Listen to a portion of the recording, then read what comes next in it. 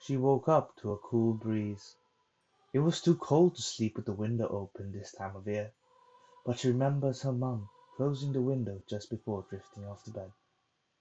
The wind blew the delicate curtains to and from the window frame.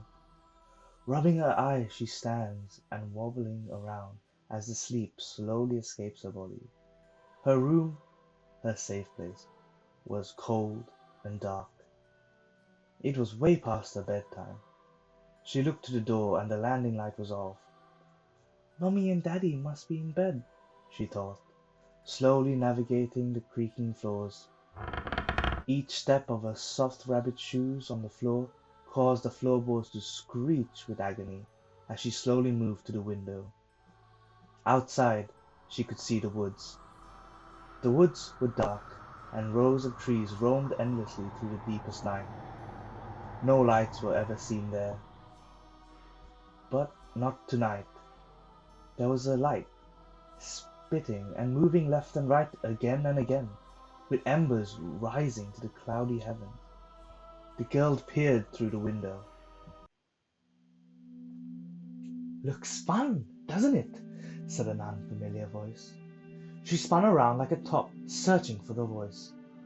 On her bed sat a boy wearing a white rabbit mask. She moved with fear and confusion, with her steps knocking over some toys. "Shh!" he said. "We wouldn't want to wake up Mummy and Daddy now. It would spoil our fun." He skipped with a flair of the theatrics to the window, somehow missing every creaky floorboard, as if he'd paid them to keep quiet. "The light! The light!" he said in a joyful mood. "It's so fun there. We eat and play and we dance round the fire. It's only for us." With his arms pointed to the woods. "All the kids in your school are there, now eating food that will fill your belly twice over, and music that will make you dance forever. The fire's so warm for such a cold night. Oh please, won't you come play with me?" The girl, confused and somewhat interested in this most tempting offer, but she shook her head and said no. The boy's shoulders drooped. He bowed his head and waved goodbye and climbed out the window. The next night the same thing happened again. The boy appeared and asked again if she wanted to go to the forest. "There's even more of us now," he said, pointing to the fire. "Everyone is there. You're the only one who's not. I don't know. I don't want you to be left out of this amazing time we're having. We have a huge cake, the size of the school, an elephant doing circus tricks. Oh, you must see them. Oh, please, won't you come play with me?" The girl in her bed looked at him with wonder in her eyes of what magical things she would see. But she simply shook her head no. The boy waved goodbye and left. As the girl sat on her bed, she was annoyed at him for coming, so tomorrow she was going to tell him to leave her alone and that she did not want to play with him. The girl awoke to a room warm and cozy as she snuggled her teddy.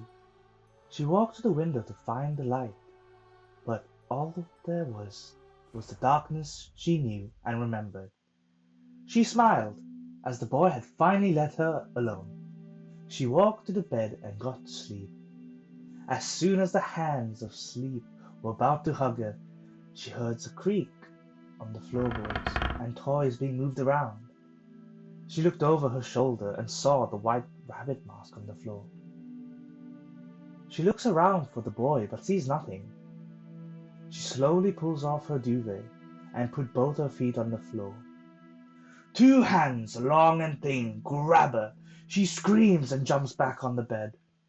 A figure crawls out under the bed, its arms long and undefined, its legs snapping backwards to inhuman forms, and its face, the white rabbit mask, crawls onto the bed. The girl screams, but nothing comes out. As if so, the air around is not letting her do so.